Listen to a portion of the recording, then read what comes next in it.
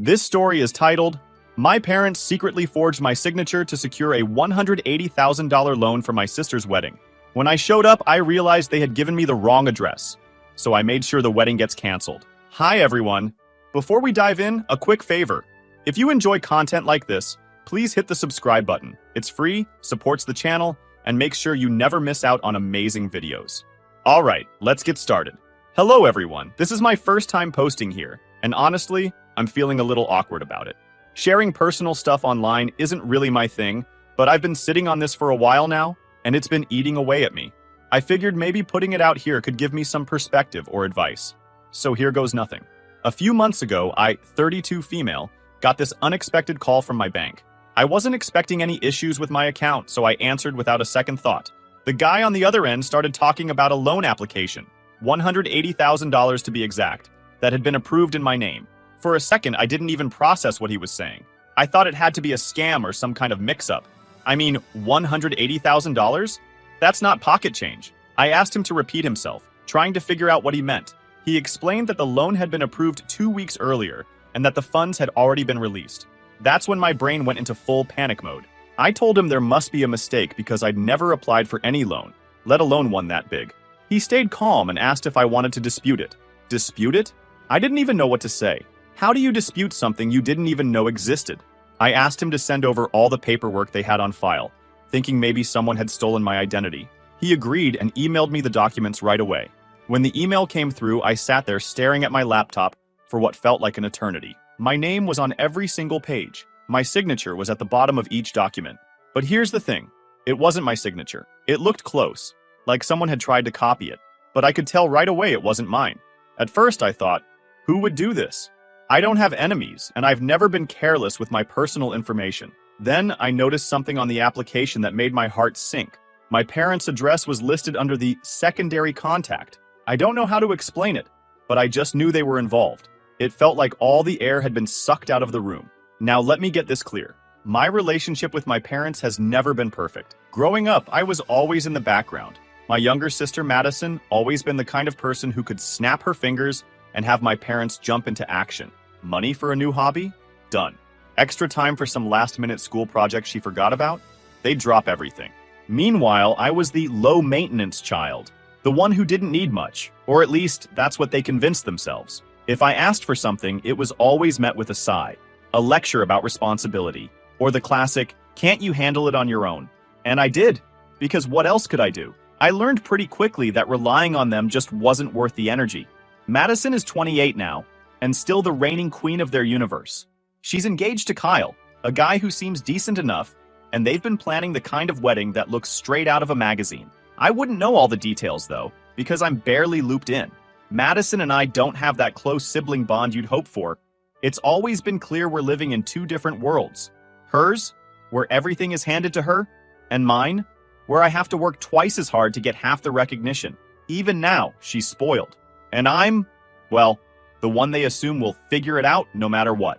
I didn't want to jump to conclusions, so I called my mom. I asked her straight up if she knew anything about a $180,000 loan in my name. At first, there was this weird pause, and then she said, "Oh, that's for Madison's wedding." I couldn't believe what I was hearing.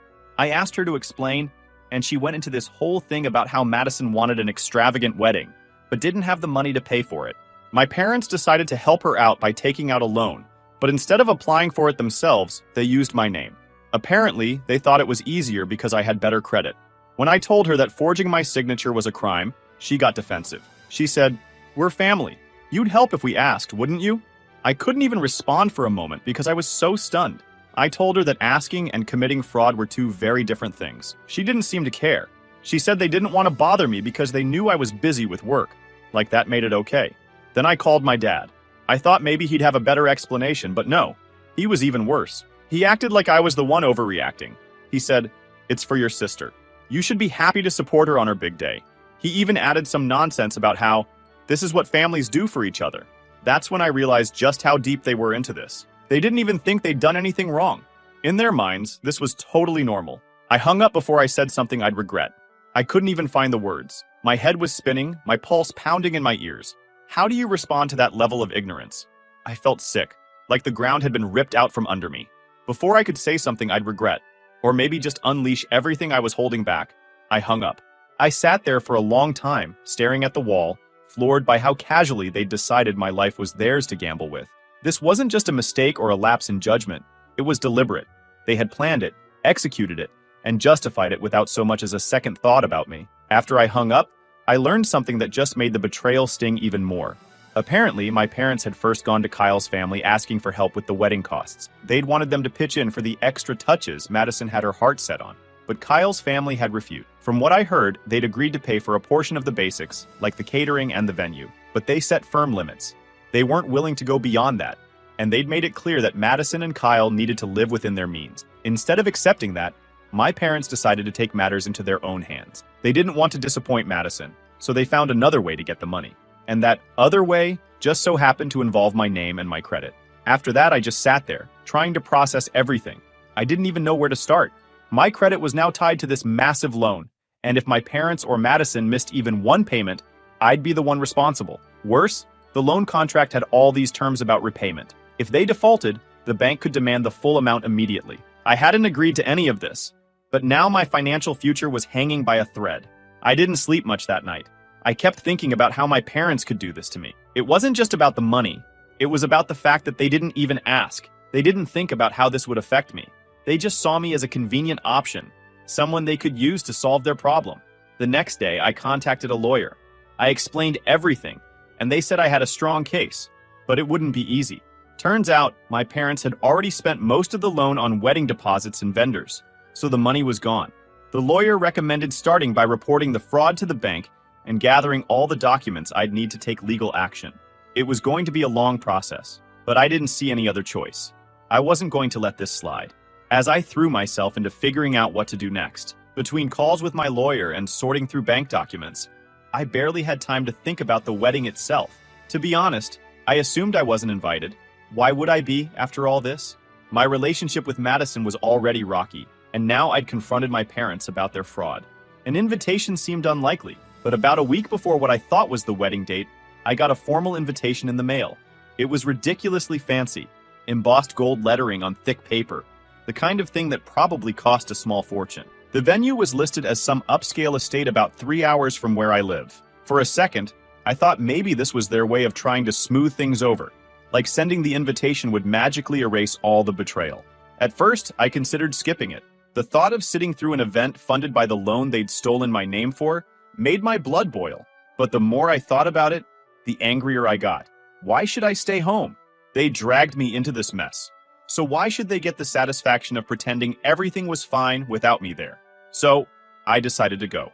Not to make a scene or anything, I just wanted to see this wedding for myself. I wanted to look them in the eye and see if they could really stand there and celebrate without a shred of guilt. If nothing else, I figured it would give me some closure.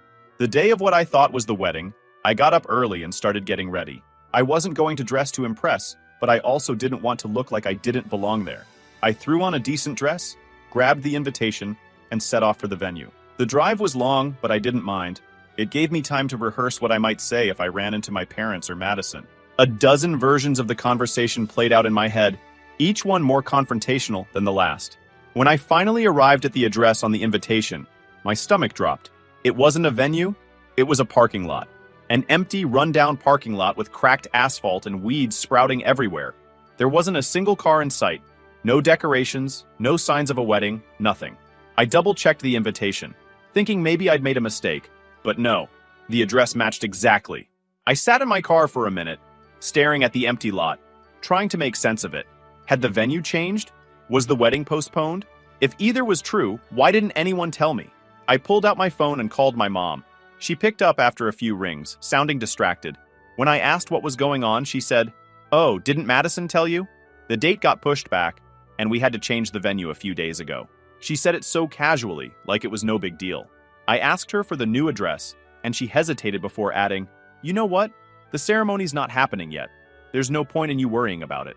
I was stunned. "So you just forgot to tell me?" I asked, trying to keep my voice steady. She brushed it off, saying something about being too busy with wedding preparations, and then hung up before I could respond. I sat there in that empty parking lot, staring at my phone, feeling like a fool. I thought about just going home, but something told me to call Madison. Maybe, just maybe, she'd have a better explanation. Maybe this was all some kind of miscommunication. When she picked up, I barely got a word out before she started laughing. Not just laughing, mocking me. "Oh, so you actually showed up? You didn't get the hint?" she said, her tone dripping with sarcasm. "You really thought you were welcome?" Her words hit me like a brick. I didn't even know how to respond. Before I could say anything, she hung up too. That was it. I was done.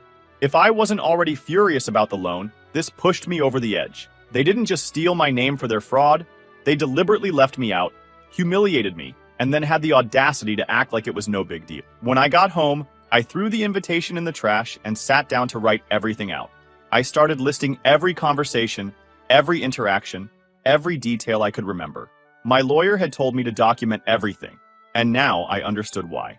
This wasn't just about money, it was about setting boundaries. If they could do this to me once, they could do it again. I needed to protect myself. By the end of the day, I had a clear plan. I was going to keep fighting this.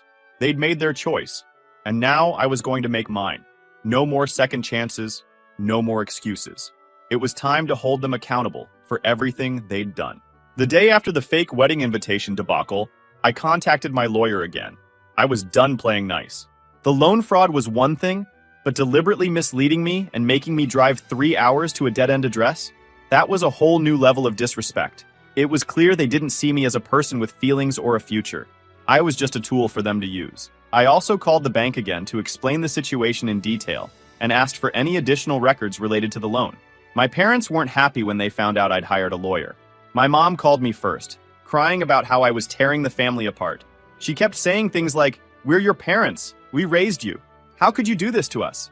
It was laughable, honestly. They'd just forged my signature and ruined my trust, and now I was the one being painted as the bad guy?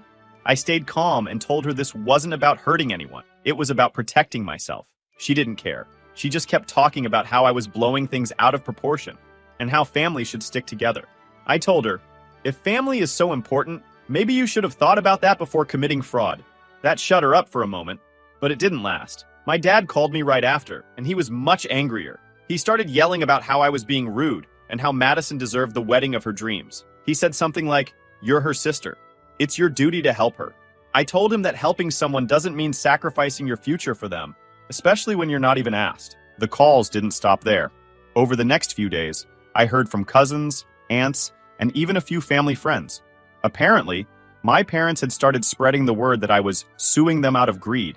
No one seemed to care about the fact that they'd forged my signature and put me at financial risk. All they saw was the headline, "Daughter Sues Parents." I started getting texts like, "Aren't they your parents? Can't you just work it out?" Or, "Family should come first no matter what." It was exhausting. Everyone had an opinion, but no one wanted to hear mine. Meanwhile, Madison stayed silent. She didn't reach out, didn't call, didn't text, nothing. Part of me wondered if she felt guilty. After all, she was the one who'd benefited the most from all this. But another part of me doubted she even cared. Madison had always been good at letting our parents fight her battles for her. She'd sit back, play the victim, and let them clean up the mess. As all this was happening, the legal process started to move forward. My lawyer filed a formal fraud report with the bank, and they launched their own investigation. The bank was surprisingly cooperative, probably because they didn't want to be held liable for approving a fraudulent loan. They assured me that as long as I continued to dispute the loan and provided evidence, I wouldn't be responsible for the debt. That was a relief, but it wasn't the end of the road. My lawyer explained that we'd need to pursue the matter in civil court to make sure my parents couldn't pull anything like this again. Fraud cases are messy, and the fact that this was within the family made it even more complicated. But I wasn't backing down. As the investigation unfolded, more details came to light. My parents had falsified financial records to make the loan application look more convincing. They'd exaggerated their income and listed assets they didn't even own. It was shocking to see how far they were willing to go. This wasn't just a moment of poor judgment. They'd planned this. The bank flagged the loan as fraudulent and froze the account the money had been deposited into. My lawyer said this would make it harder for my parents to access the remaining funds, but it also meant the vendors and deposits for the wedding were likely in limbo. That didn't bother me. If they wanted to play games, they could deal with the fallout. Around this time, I started hearing whispers that Madison's wedding might be in trouble. Some family members mentioned that vendors were pulling out or refusing to provide services until payments were sorted. It was ironic, really. The wedding they'd gone to such great lengths to fund was now at risk of falling apart. I wasn't celebrating, though. This wasn't about revenge. It was about protecting myself and making sure they understood that what they did was unacceptable. If the wedding suffered because of their choices, that was on them, not me. One of the hardest parts of this whole ordeal was the isolation. My parents' smear campaign had worked, at least within the family. People who I thought would have my back were suddenly distant or outright hostile. I stopped answering most of the calls and texts because it wasn't worth the stress. The few people who did support me told me to stay strong and reminded me that I wasn't in the wrong. I clung to that. But you know what hurt me the most? It wasn't just the betrayal itself. It was the fact that my parents and Madison knew I was about to start a business, knew I was planning to quit my job to focus on it, and still went through with this. They knew I'd spent months securing funding and finding investors, and that I'd be financially vulnerable for a while as I got things off the ground. Yet, none of that mattered to them. They didn't hesitate to gamble with my future just to fund Madison's wedding. They didn't care what it would mean for me if things fell apart. They only cared about what Madison wanted. Through it all, I kept thinking about my parents' mindset. They genuinely seemed to believe they'd done nothing wrong. In their eyes, this was just helping Madison, as though that made it okay to commit fraud and put me at risk. But at what cost? They were willing to risk everything. My credit, my finances, my stability, just to give her the wedding of her dreams. It was like my life, my plans, and everything I'd worked hard for didn't even register in their decision-making process. As the days passed, I tried to avoid thinking about Madison. She'd been silent through the fallout, which didn't surprise me. This was her usual approach: let our parents shield her from the consequences of her actions, while she acted like she was above it all. But the longer she stayed quiet, the more suspicious I got. If she was as innocent as she wanted everyone to believe, why wasn't she reaching out to defend herself? I figured her silence was strategic. If she ignored me, she probably thought I'd let it go and focus on our parents instead. That wasn't going to happen. I decided I needed answers. If she knew about the loan and played a role in it, I wasn't going to let her skate by while our parents took the heat. I texted her, keeping it short and to the point. Did you know about the loan before the wedding? She left me on red for hours. When she finally responded, all she said was, "I don't know what you're talking about." I could practically hear her smug tone through the screen. It was infuriating. I fired back, telling her I knew she had to be involved, because there was no way our parents would have done this without consulting her. If not, she was the one who pushed them to take this move. But she doubled down, saying it was none of her business, and that she didn't want to get dragged into family drama. That was enough for me to start connecting the dots. Madison wasn't denying it because she didn't know. She was denying it because she didn't want to be caught. I knew her well enough to recognize when she was lying. She was too involved with our parents to not have known where the money came from. I thought about letting it go, but the more I replayed her words in my head, the angrier I got. Her fiancé, Kyle, deserved to know the truth. So did his family. I opened his Facebook profile and wrote out a long message on Messenger. I didn't hold back. I told him everything: how the loan was taken out in my name, how my parents forged my signature, and how Madison had likely known all along. I also advised him to break off the engagement and think carefully about marrying into a family that could commit such actions. I didn't stop there. I also sent the same message to a few of Madison's close friends, people who had been gushing about her wedding on social media. I didn't care if it made me look petty. They deserved to know what kind of family they are dealing with.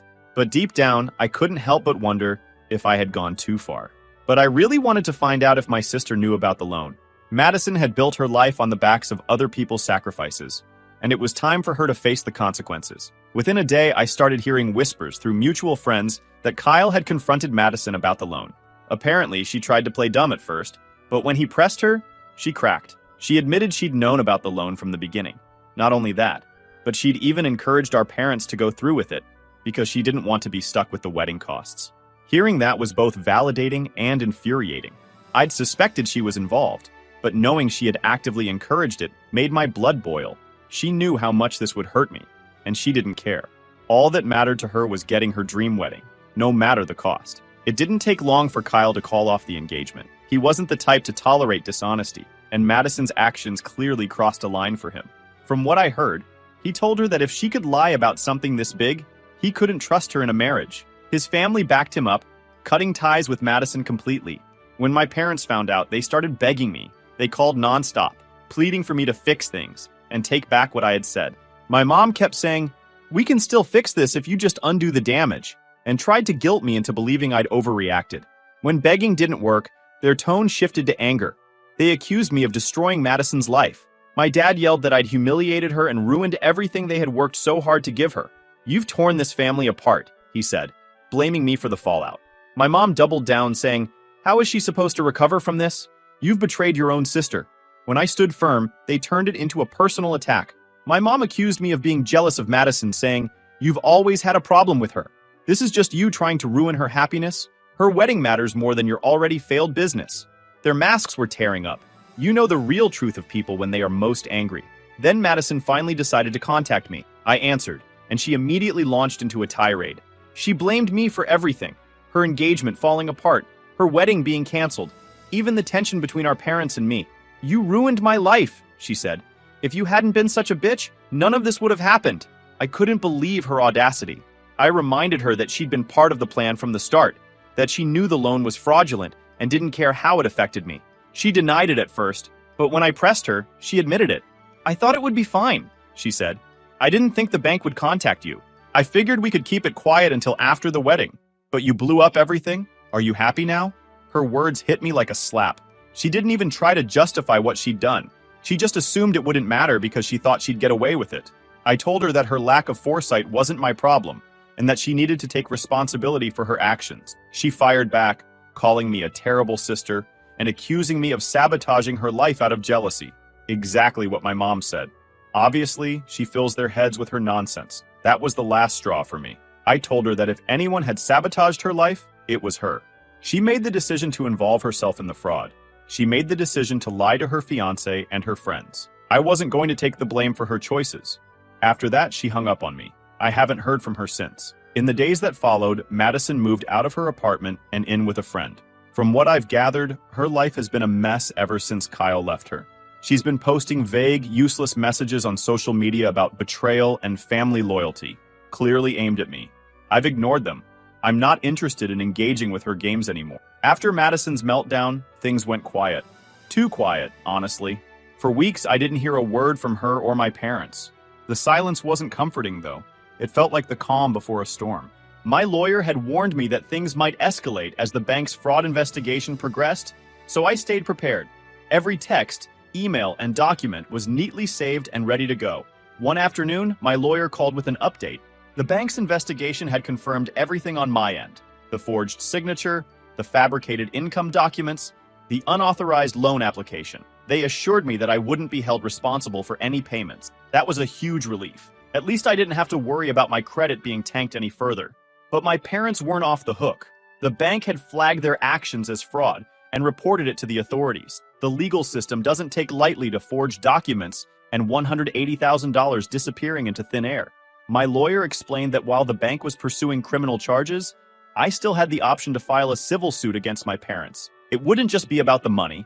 It would be about holding them accountable for what they did. A few days later, I got a call from my dad. It wasn't his usual angry, defensive tone. Instead, he sounded tired. "We need to talk," he said. I agreed. I wasn't expecting an apology, though, but I wanted to hear what he had to say. When we spoke, he started by trying to justify everything again.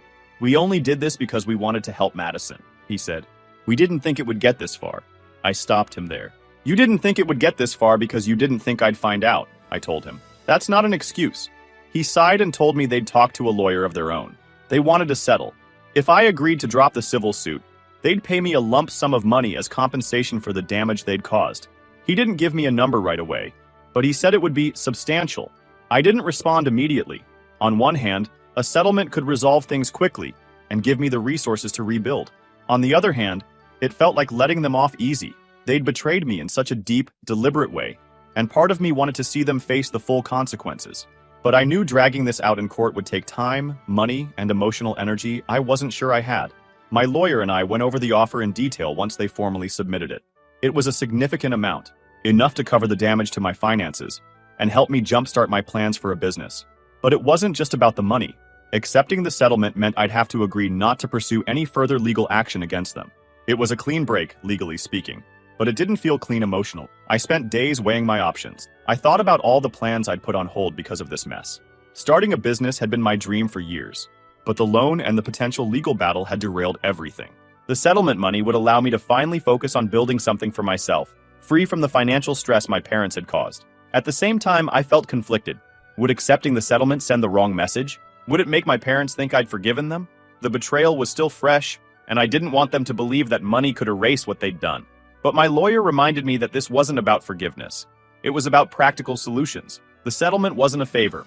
It was restitution for the damage they'd caused. As the deadline to accept the offer approached, I decided to meet with my Aunt Clara. She'd been one of the few family members who hadn't taken sides during all this. She wasn't trying to guilt me into backing down or blaming me for standing up for myself. Instead, she just listened. We met at a small coffee shop near her house. I told her everything, how I felt torn between wanting to hold my parents accountable and wanting to move on with my life. She said, "Sometimes holding people accountable doesn't mean dragging them through the mud. It just means making sure they know their actions have consequences." And she honestly convinced me. This wasn't about revenge. It was about making sure my parents couldn't take advantage of me or anyone else ever again. The settlement wasn't perfect, but it was a way to close this chapter and start fresh. With that in mind, I agreed to the settlement. The paperwork was finalized a few weeks later. My parents paid the agreed amount, and I dropped the civil suit.